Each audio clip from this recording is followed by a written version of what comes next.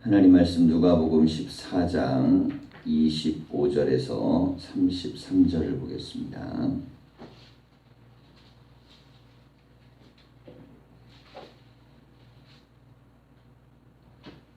기도하겠습니다. 수많은 무리가 함께 갈새 예수께서 돌이키사 이르시되 오른 내게 오는 자가 자기 부모와 처자와 형제와 자매와 더욱이 자기 목숨까지 미워하지 아니하면 능히 내 제자가 되지 못하고 누구든지 자기 십자가를 지고 나를 따르지 않는 자도 능히 내 제자가 되지 못하리라. 너희 중에 누가 망대를 세우고자 할진대 자기의 가진 것이 준공하기까지에 족할는지 먼저 앉아 그 비용을 계산하지 아니하겠느냐. 그렇게 아니하여 그 기초만 쌓고 능히 이루지 못하면 보는 자가 다 비웃어 이르되 이 사람이 공사를 시작하고 능히 이루지 못하였다 하리라. 또 어떤 임금이 다른 임금과 싸우러 갈 때 먼저 앉아 1만 명으로서 저 2만 명을 거느리고 오는 자를 대적할 수 있을까? 헤아리지 아니하겠느냐.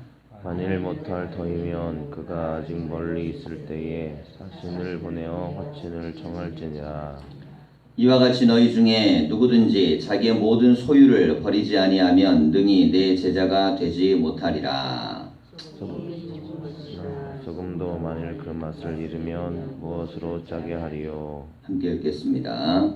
땅에도 걸음에도 쓸데없어 내버리니라. 들을 귀가 있는 자는 들을지어다 하시니라. 아멘. 인사하겠습니다. 말씀 안에 복된 하루가 되십시오. 네, 오늘 본문은 25절에서 33절까지 말씀을 함께 나눌 거고요. 내일은 우리가 34절, 35절을 이어서 말씀을 나누겠습니다. 네, 본문의 제목은 예수님의 제자가 되려면에 대한 내용인데요. 예수님의 제자가 이미 되어 있는 사람들이죠. 그런데 너희들이 나의 제자가 되려면 이라고 말씀하고 있습니다. 자, 그렇다면 이것은 이때까지 따라다녔던 제자들이 다시금 예수님의 제자로서 마지막 결단을 해야 되는 아주 중요한 시점에 놓였기 때문에 주신 말씀입니다. 이 앞에서 우리가 이제 함께 나눴던 이야기가 큰 잔치집에 초청받은 사람에 대한 이야기가 나왔어요.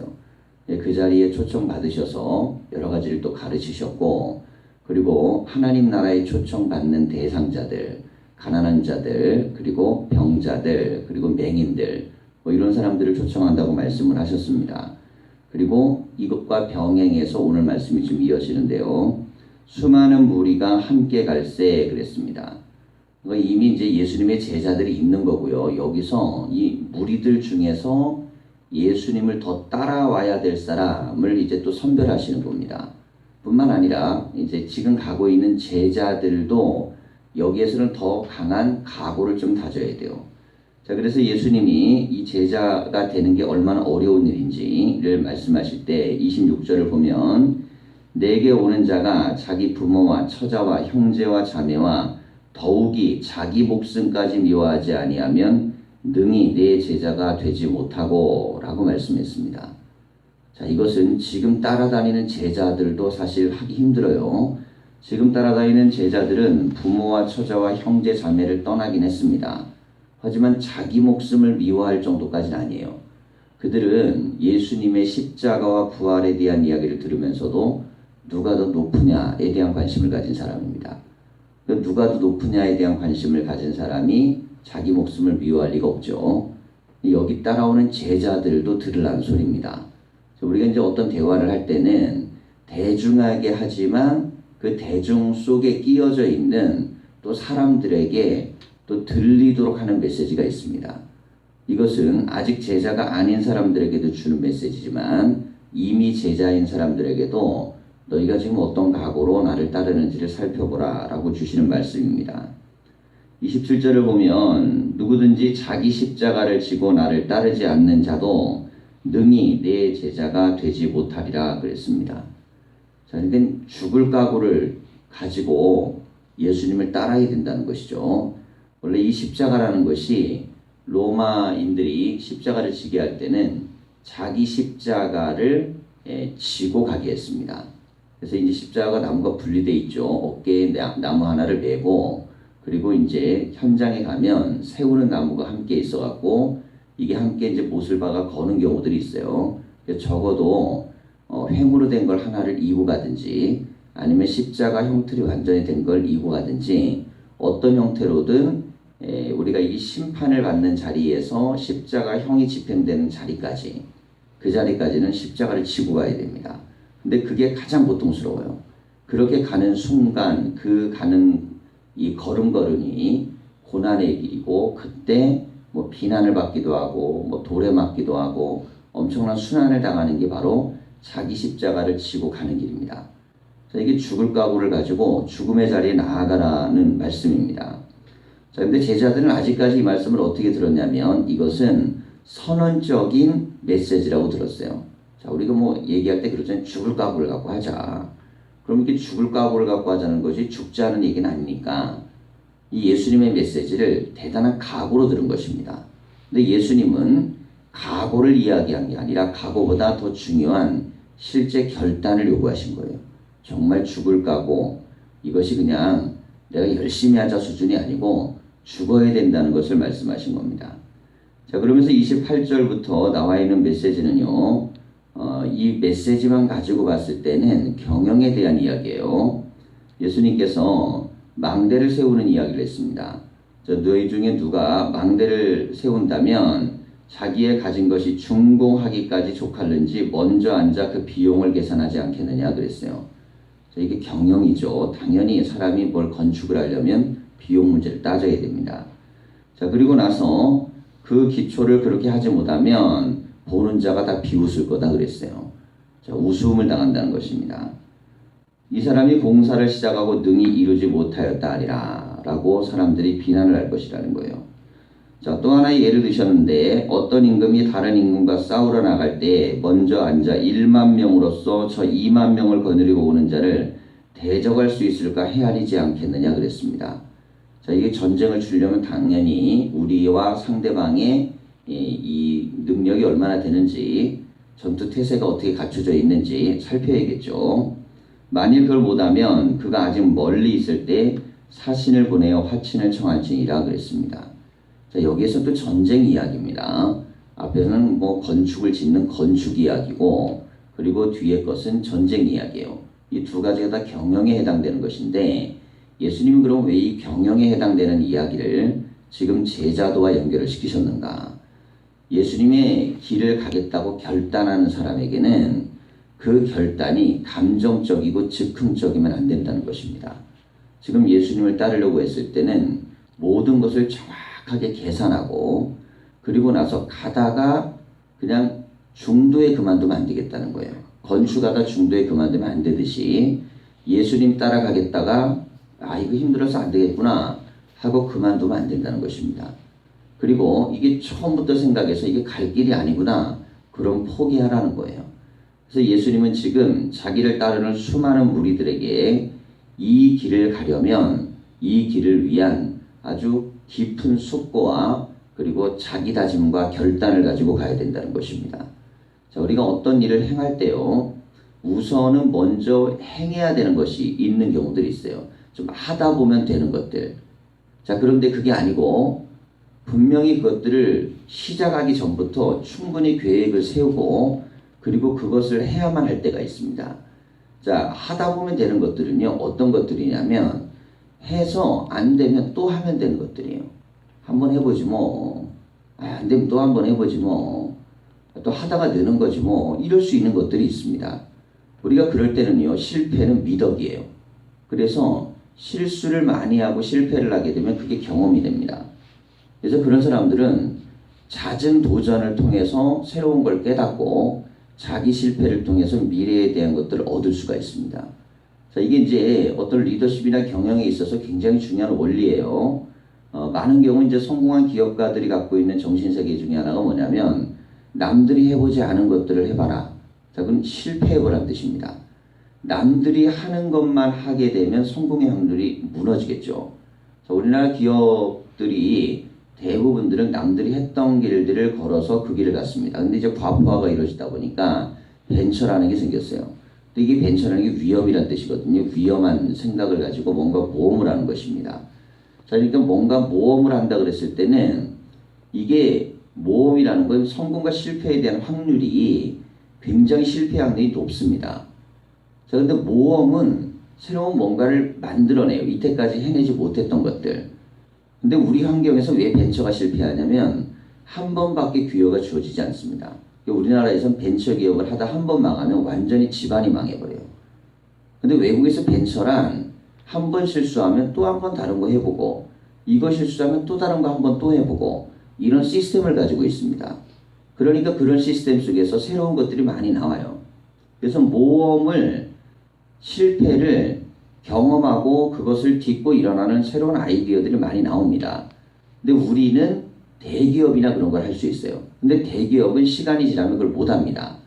왜냐하면 처음에 시작할 땐 다 모험으로 시작하는데 어느 정도 규모가 커지고 자리를 잡고 뭔가 되면 그때부터 사람들이 추구하는 거는 안정입니다. 아무리 좋아도 안정 속의 혁신이에요. 이 안정 속의 혁신은 뭔가를 만들어내는 게 굉장히 어려워요. 신앙도 마찬가지입니다. 안정 속에서 혁신을 하려고 그러면 그냥 거기 안에서 그냥 조금 좋아지는 겁니다.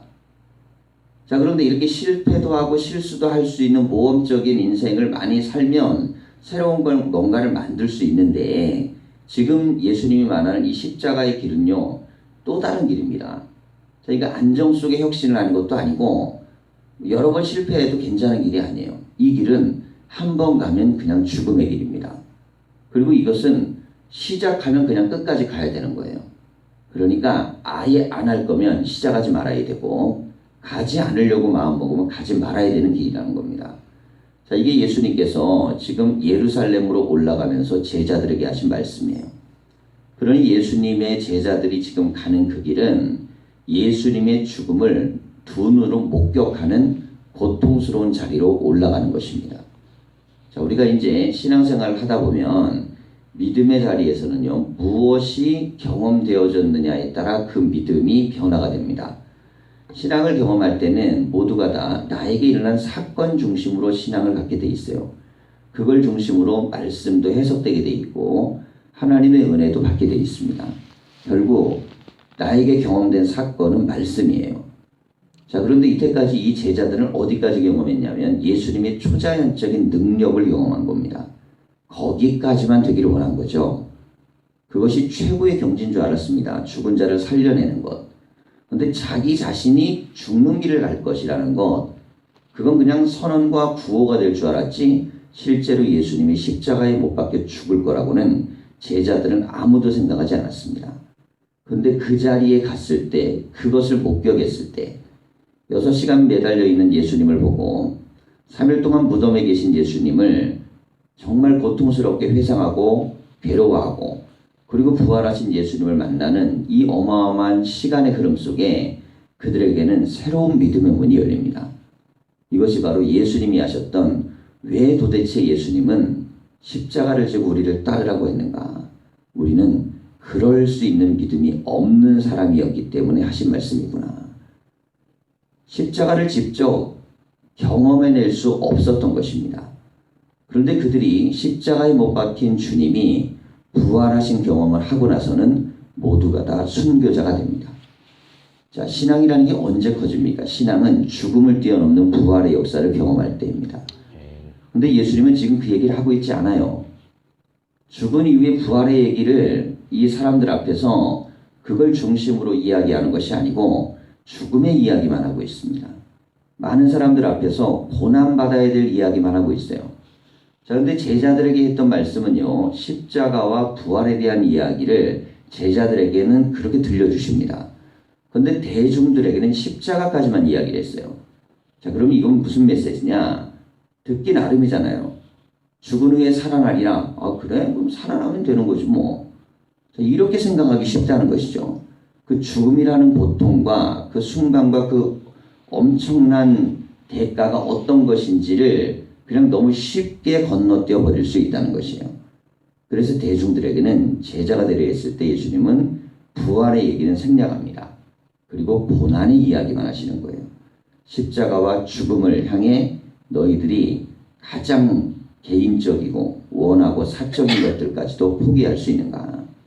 자, 오늘 우리에게 주신 이 메시지는 두 가지로 우리가 봐야 됩니다. 하나는 우리는 얼마나 우리의 사적인 걸 포기하고 주님이 원하시는 길을 갈 수 있는가? 자, 이게 제자의 길입니다. 사적인 것을 포기하는 능력.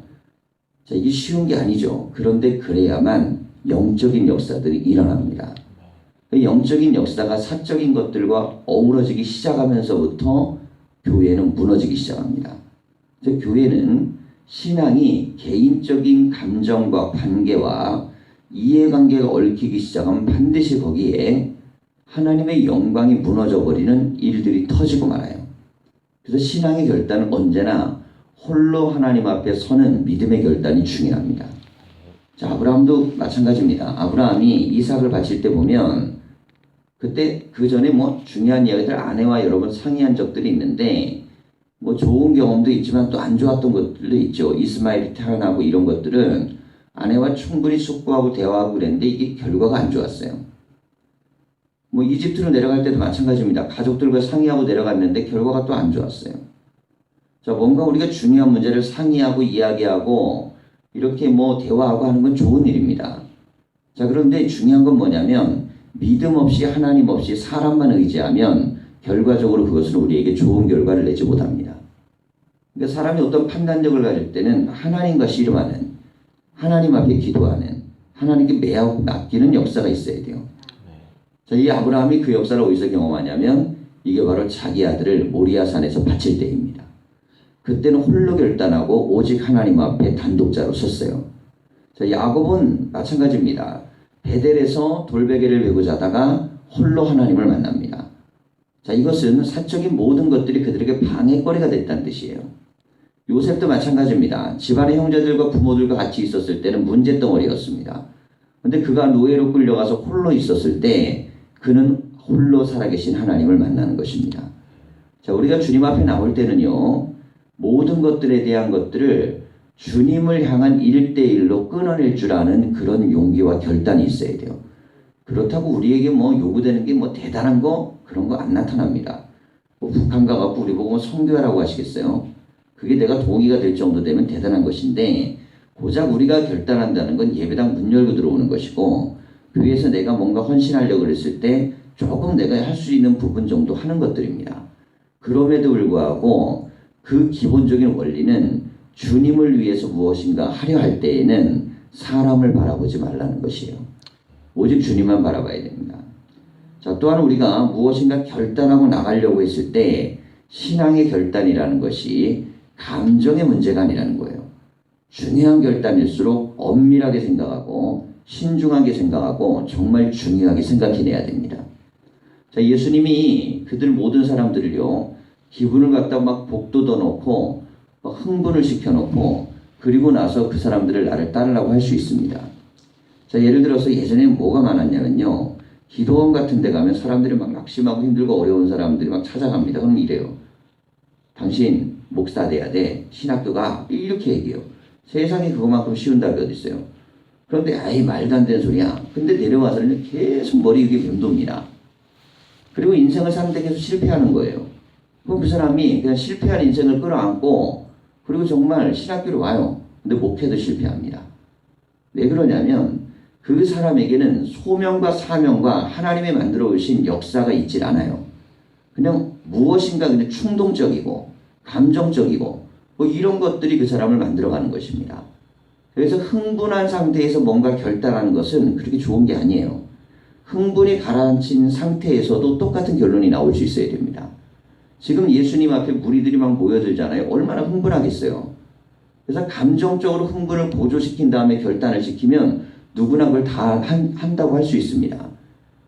그런데 정말 중요한 결단은 감정이 고조됐을 때가 아니고 냉철했을 때 할 수 있는 결단입니다. 이건 후회가 없어요. 지금 예수님께서는 주의 일을 하려면 주님의 뜻을 따르려면 냉철하라는 겁니다. 자, 십자가의 길을 가는 길은 영광의 길이고 십자가의 길을 가는 것은 정말 최고의 복된 길입니다. 고난의 길이지만 하나님이 쓰시는 놀라운 길이에요.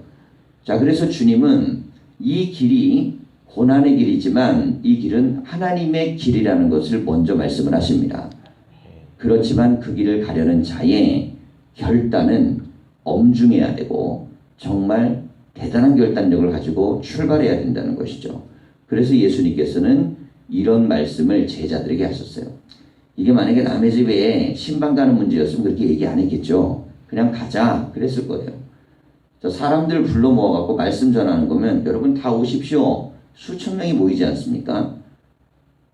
이 사례마다 다른 거예요. 근데 지금 가야 될 길은 죽음의 길입니다. 그러니까 이 길은 생명을 건 결단이 필요하고 실제로 그 용기를 가진 자만이 따라갈 수 있어요. 결국 사도들 외에 소수의 여인들만 예수님을 마지막에 따르게 된 것입니다. 여러분 우리는 우리의 인생길을 따라가면서 어느 수준의 길을 따라갈 건가를 결단해야 됩니다. 제자들처럼 십자가의 길까지 갈 것인지 아니면 우리는 그냥 성도로서 최선을 다하여 봉사하는 섬김의 자리까지 갈 것인지 예를 들면 뭐 이렇게 나귀 새끼를 빌려준 그 가정이 있지 않습니까? 그리고 예수님이 최후의 만찬을 할 수 있도록 집을 제공한 사람 얼마나 훌륭합니까? 예수님의 무덤을 제공한 아리마대 사람 요셉 뭐 대단하죠. 자 그런 사람들 대단합니다. 그런 위치에 가는 것도 훌륭한 일이에요. 자 뿐만 아닙니다. 예수님이 능력을 행할 때 그 무리로서 거기에 참여하는 것도 대단합니다. 참여해서 은혜도 받고 치료도 받고 그리고 하나님 영광도 보고 자 이게 대부분 무리의 법칙이죠. 자 그러면은 우리는 그냥 무리로 머물 것이냐 아니면 봉사자가 될 것이냐 아니면 그리스도를 위해 우리의 인생을 드리는 제자가 될 것이냐 우리는 늘 삶 속에서 이 결단을 요구받습니다. 중요한 건 그 결단의 강도가 강할수록 하나님의 영광이 크게 나타나고 그 강도가 강할수록 구원의 역사들이 일어납니다. 나를 통해 누군가 살아나기 시작하고 나를 통해 가정이 살고 나를 통해 주변이 살고 하나님의 역사가 일어납니다. 결국 구원은 죽으려고 하는 자만 일으켜낼 수 있는 능력이에요. 그러니까 희생하지 않고 생명을 살릴 수 없고 희생을 아깝게 생각하거나 희생하는 것을 뭐 대단하다고 여기는 자들은 절대 능력을 나타낼 수가 없습니다. 그런 사람들은 그냥 세상에서 희생하며 살면 돼요. 그러면 그 대가 받고 삽니다. 근데 주님을 위하여 희생하는 것은 아까움이 있는 순간 그 복은 달아나 버립니다. 주님을 향한 희생은 주님이 가신 길을 그냥 따라간다고 생각하고 가야 됩니다. 그래서 하나님의 교회에서 일을 할 때는요. 주님 가신 길을 따라간다고 생각해야지 다른 사람과 다른 일과 무엇을 비교하면서 간다 그러면 그것은 결코 주의 길을 가는 것이 아닙니다. 그거는 사람의 길을 가는 것이에요. 우리는 제자의 길을 간다 그러면 주님이 가셨던 그 결단의 길을 따라갈 수 있는가? 이게 우리에게 요구되는 말씀의 은혜입니다. 오늘도 우리가 주님 앞에 나와 기도합니다. 우리의 기도가 하나님 나라를 열어나가고 확장하고 구원하고 살리는 능력의 기도가 다 되시기를 간절히 축원합니다. 기도하겠습니다.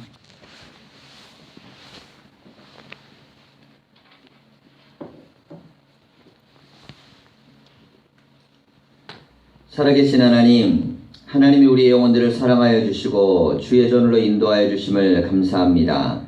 우리가 우리의 길을 갈 때에 그 길이 예수님이 가신 그 길이거든 하나님 우리가 죽음을 무릅쓰고 갔던 이 제자들의 그 따름처럼 예수님의 길을 따라가게 하여 주시옵소서. 또한 우리가 섬김의 자리에 있거든 항상 하나님 앞에 헌신적이며 기쁨과 감사가 넘칠 수 있도록 인도하여 주시옵소서. 이 새벽에는 제단을 위하여 기도하기 위하여 나왔습니다. 우리의 기도가 하나님 나라와 영을 하나님이여 살리는 능력의 기도가 되게 하여 주시고 교회를 통한 부흥의 역사가 일어나며 하나님의 뜻이 이루어지는 은혜의 기도가 되게 하여 주시옵소서. 감사를 드리며 예수님의 이름으로 기도하였습니다. 아멘.